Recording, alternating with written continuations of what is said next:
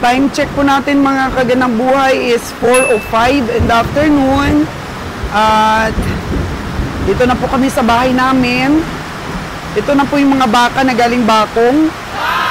Ngayon pa lamang po dumating pero sakto naman pong bumungos ang malakas na ulan. Tsaka may kulog at kidlat pa po na kasama. So gutom na po ang ating mga baka. Pero nagsilong po muna ang ating mga cowboy at ang mga tauhan po ni Sir Ali. Kasi kay Sir Ali po ito na truck.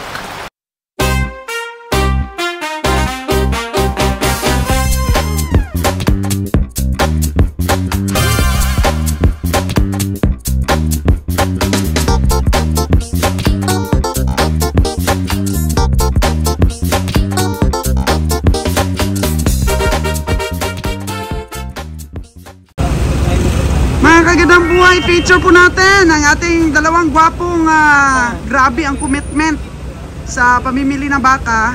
At na-discover po namin mga kagandang buhay, gawa ng store ni Nalon.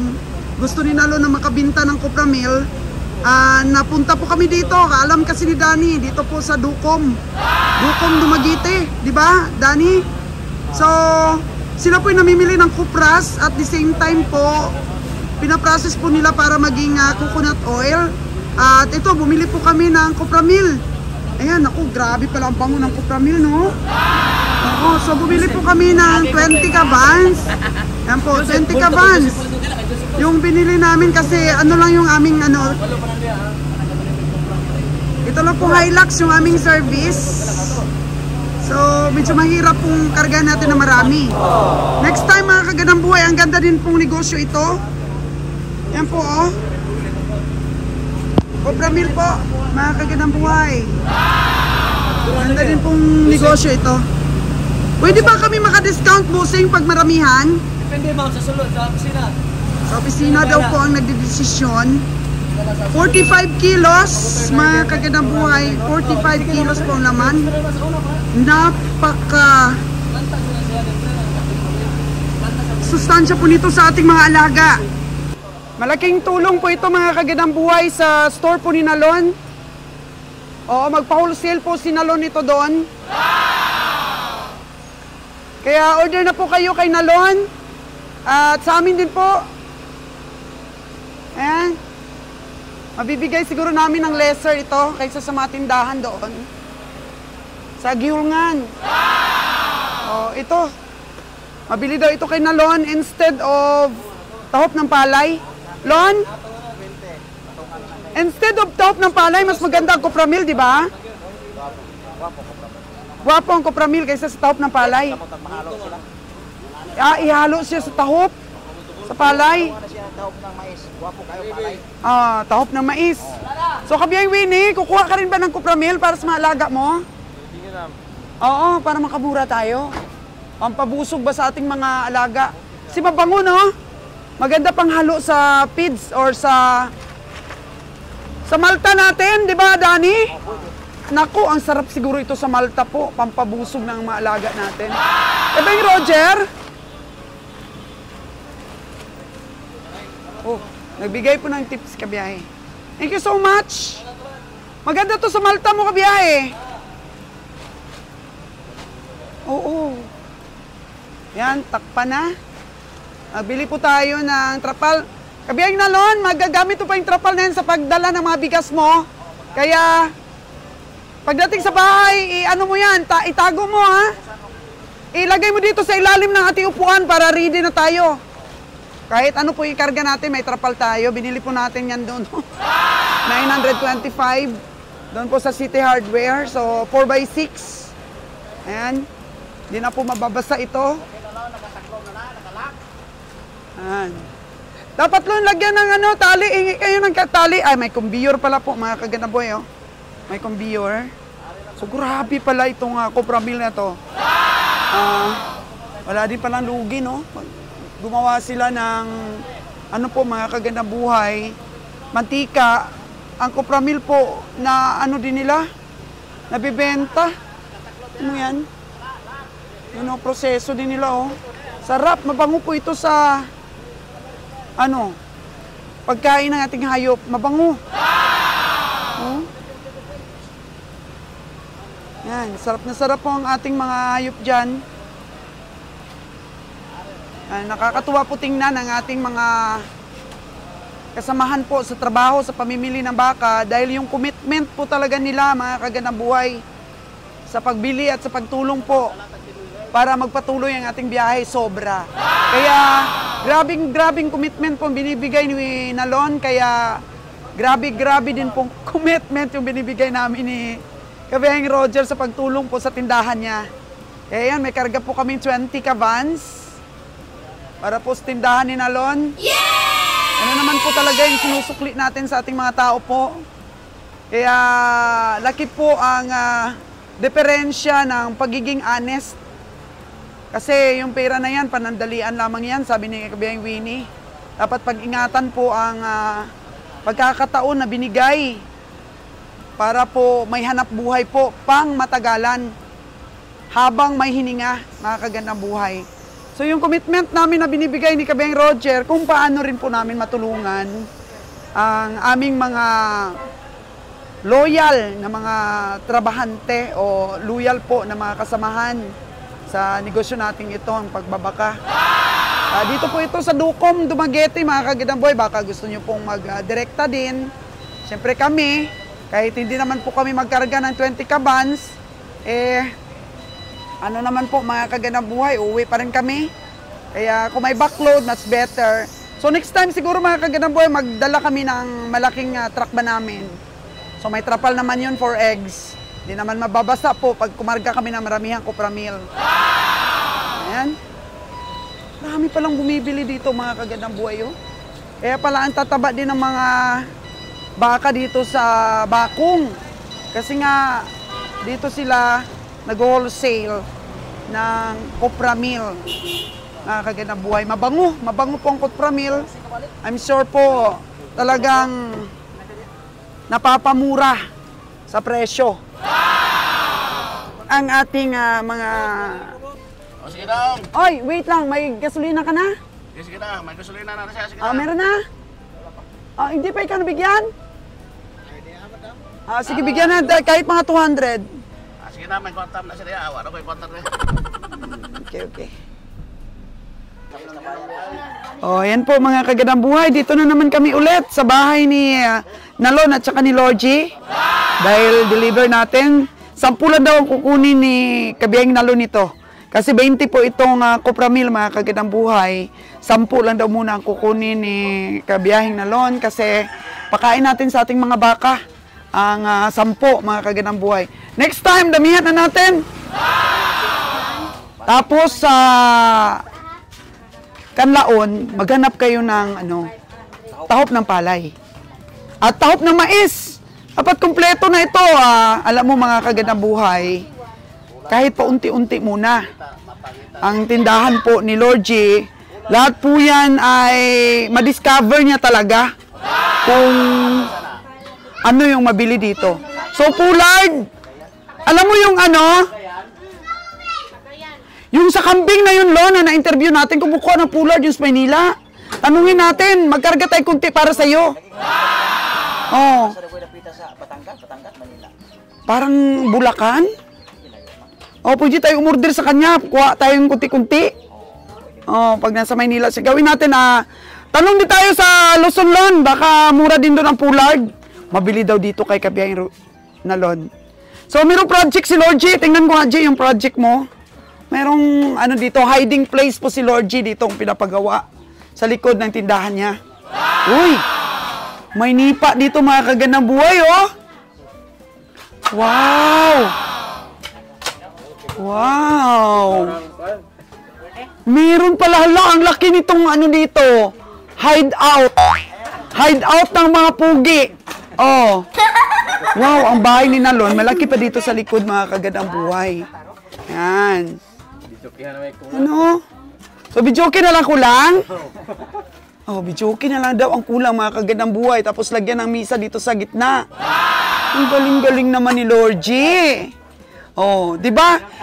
Tago yung hideout dito sa likod. Tapos pwede pang magpagawa dyan ng isa pang kubo sa likod, Ayan. Lorgie, halika dito. pag ganito po na may merong pahingahan ka dito, di kaya may mga bisita ka dito sa likod, may request sana ako sa'yo. Yung bitana mo, lagyan mo ng ganito, ha? Yung jealousy mo, lagyan mo ng ganito.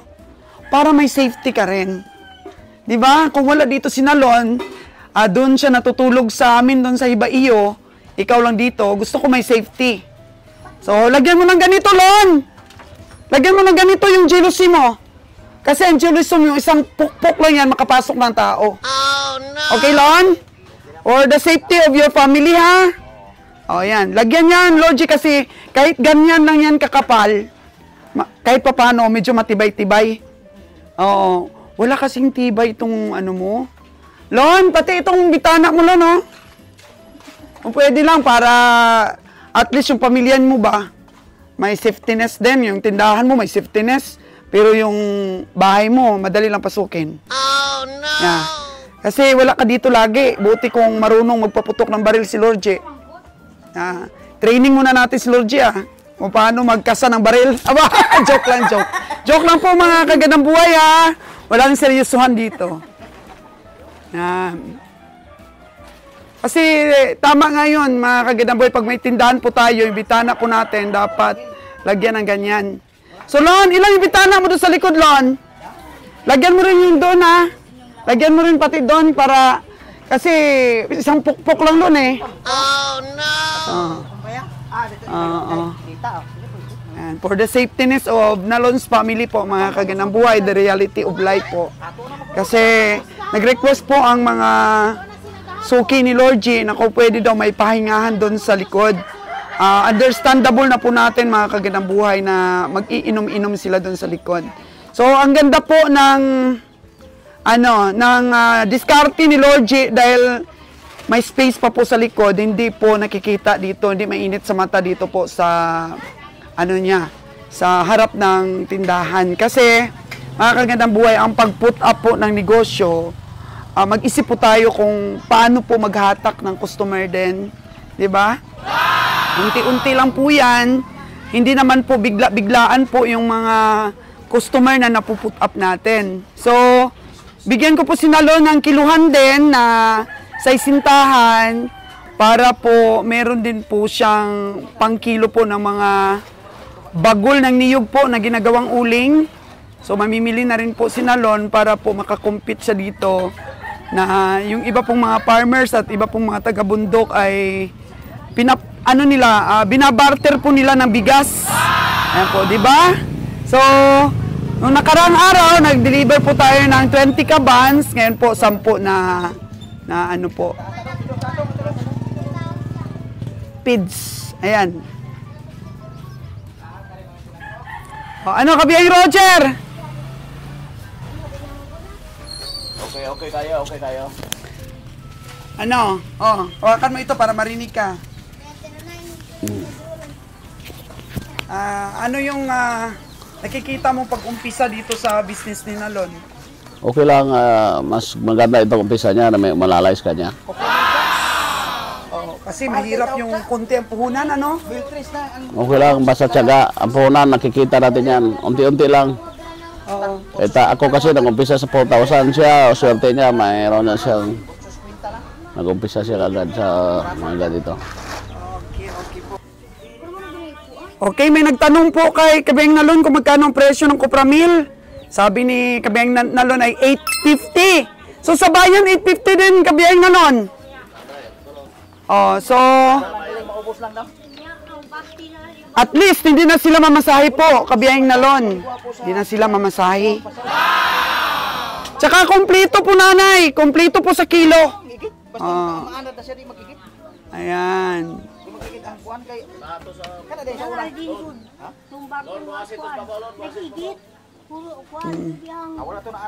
Ayan, benta mo lang dyan ng 20 per kilo.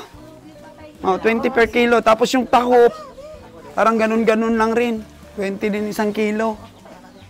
Kaya, ano ba nila? I-mix yan. Hindi siya kadaog kay 45 kilos man gyud na. Tingnan mo. So, yan po ang development ng tindahan po ni Nalon. So, mas magiging busy pa po si Logi kung madala na natin yung freezer po natin sa kanila. Taas po ng freezer na yun. 7.5 cubic. Kahit tag-ulan kabiyahe, meron pa rin umiinom na may ice talaga. Tapos, yung ibang ice, benta nila sa bayan daw, sabi ni Nalon eh. Meron naman pong chariot si Nalon, oh. Pwede pang deliver yan ng ice. Double job si Nalon, double job. Oh.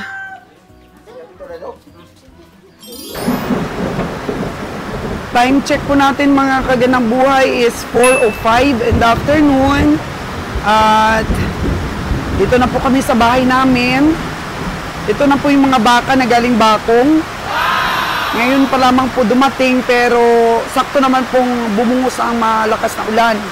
Tsaka may kulog at kidlat pa po na kasama. So gutom na po ang ating mga baka. Pero nagsilong po muna ang ating mga cowboy at ang mga tauhan po ni Sir Ali. Kasi kay Sir Ali po ito na truck. Karga na po ang ating mga baka. And then wala naman pong problema dito po sa ating kumpay. Ayan po si Gilbert, oh. Oh. May mga kumpay po tayo ng tubo. Pero di po makapenetrate tayo mga kagandang buhay kasi grabing lakas ng ulan. Oh. Kawawa yung ating po mga baka, oh. Grabe. Tapos maya-maya lamang, babaha na po dito banda. Kawawa yung mga baka natin. Hindi pa po tapos yung building nila sa taas. Sa Bulubong Yud po, hindi pa po tapos. Kaya medyo lalamigin ang ating mga baka na to. Galing Bakong. Ina natin sila mamaya, pakainin natin pag medyo tumila po ng konti yung ulan. Po, talagang wala silang kain kahapon pa. Kainin natin sila mga kagandang buhay dahil may prepare na po tayo na mapagkain para sa kanila. Inumpisahan na po ng baba mga kagandang buhay kahit may kidlat. O yung kulog naririnig natin. Pero baba pa rin po ang mga tao natin.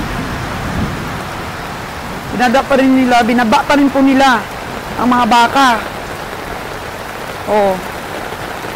Ang lalaki po ng mga tamanyo ng baka na nabili natin. Super dumi po sila. Dahil umulan nga. Oh no! Nakakatakot o, baha na. Na po.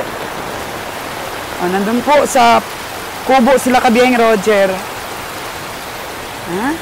Kahit dito lang po muna sa malapit. Okay.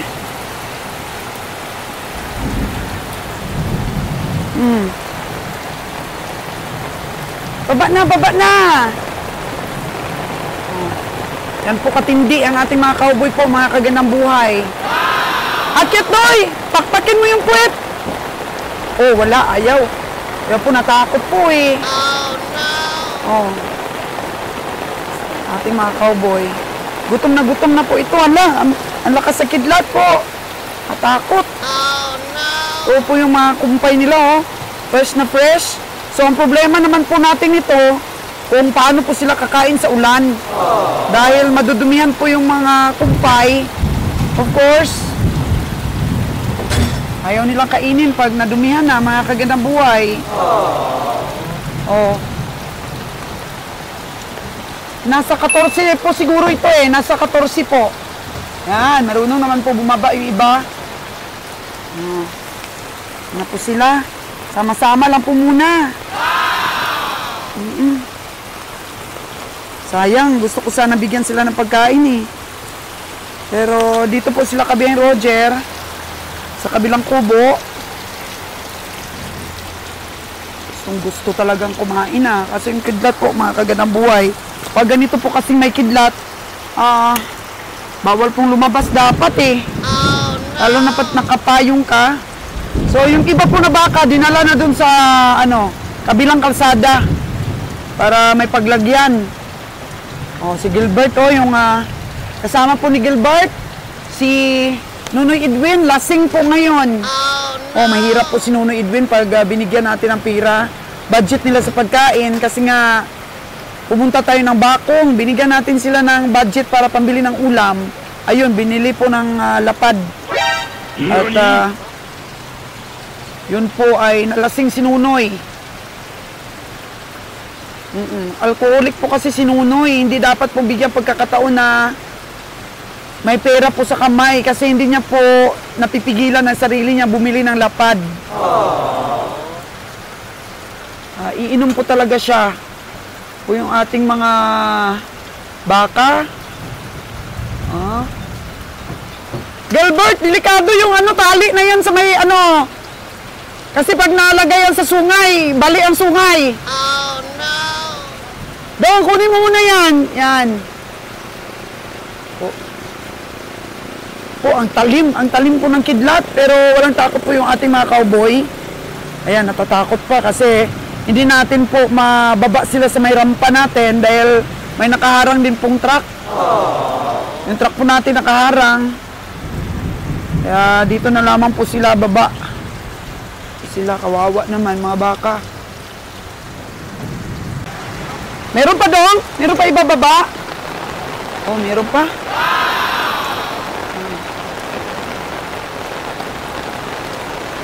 Nilalamig na po yung mga baka natin. Marunong naman sila, umaba, parang natatakot pa, oh. Oh, no! Laki kasi, malaki, baka mabalian. Oh. Sana ilagay doon sa kabila. Dito doon doon.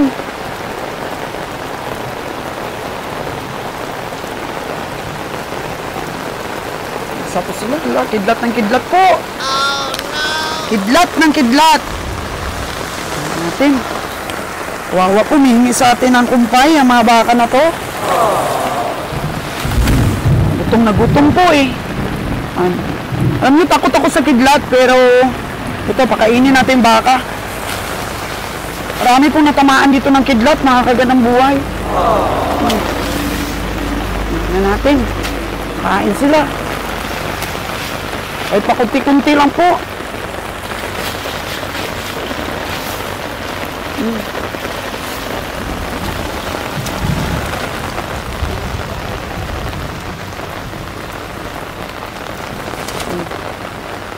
Ay, napakatalim po ng kidlat. Oh no!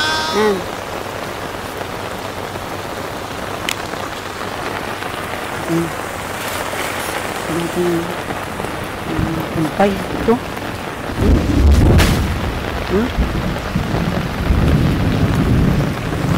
Silang kumpay, oh.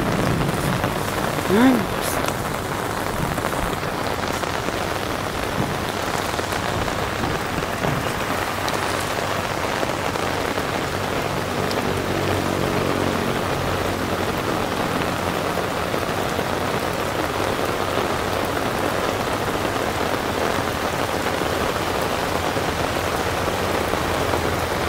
Maya, bigla yan sila.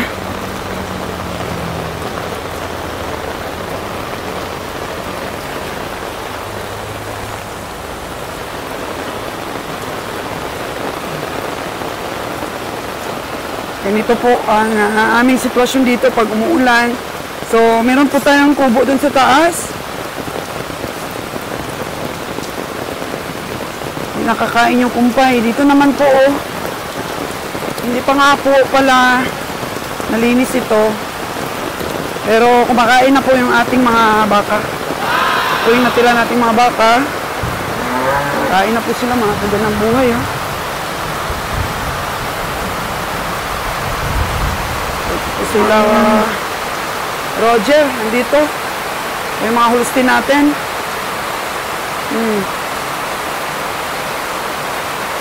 Lakas talaga rin ng ulan. Biyahe. Ito po si Nunoy. Lasing pa rin po ngayon. Hello, Noy! Ayaw tayong pansinin ni Nunoy, oh. Sobrang sipag po talaga si Nunoy na yan. Pero kapag ka may pagkakataon po may alak, talagang hindi makapagtrabaho.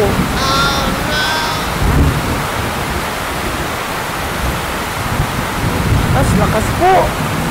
Sana medyo tumigil-tigil ang ulan para po mapakain natin yung ating mga baka. Paspas po kumain. Ang kain po.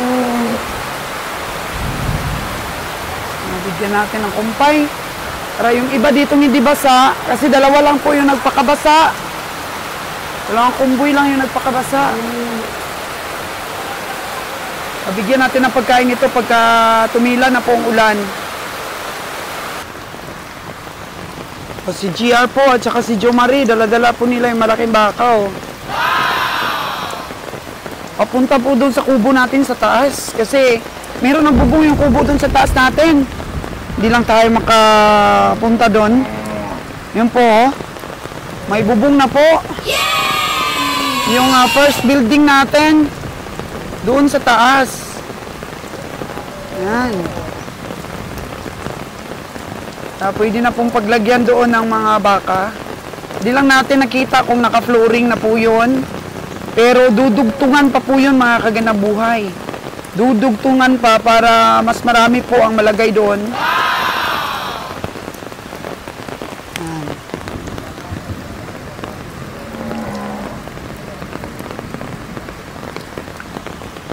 Mira po, oh. Sakripisyo ng ating mga cowboys pag tag-ulan.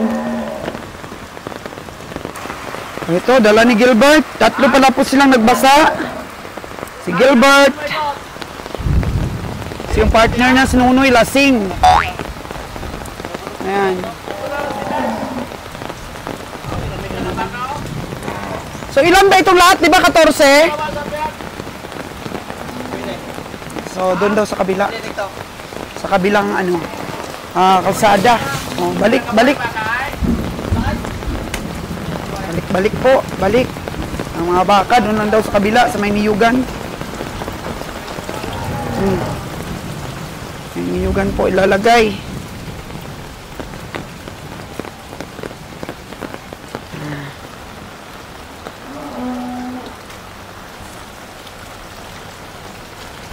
Ito po yung mga feeds natin kaninang kinarga. Okay naman pula. Mapakinabangan po yung mga trapal na binili natin. Ayan.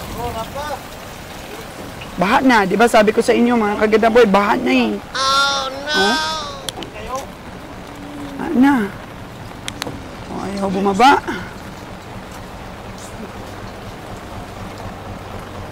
Ito po sa kabila. Ay, naku, baha. Baha na nga, mga kaganda buhay. Baha. Nito po dito, nag-stagnan po yung tubig. Kasi medyo magaan po dito kasi may mababaw. Mababaw po dito. Yun na.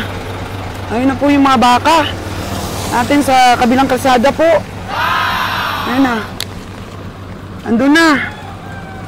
Dali nila.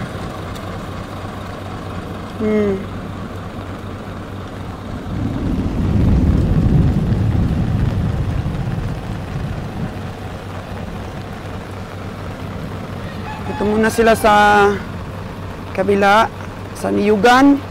Okay naman sila po paggabi dyan. Hanggang matapos po yung ating pinapagawang bahay sa kanila. Oh. So, karga pong kalabaw sila, pero hindi po atin yan. Ganito po, pero madali lang naman pong dito, mawala yung tubig kapag ganito pong lumakas ang ulan. Pero ilang oras pa lang, mga isang oras pa lang po ang ulan. Baha na. Maya papasok ko dito sa bahay natin. Dito kasi dapat lagyan ng kanal pababa. O, kinain ng baka yung mga pakain natin. Yung tubo, kinain niya, oh. Oh. Kinain niya. Bigyan ko.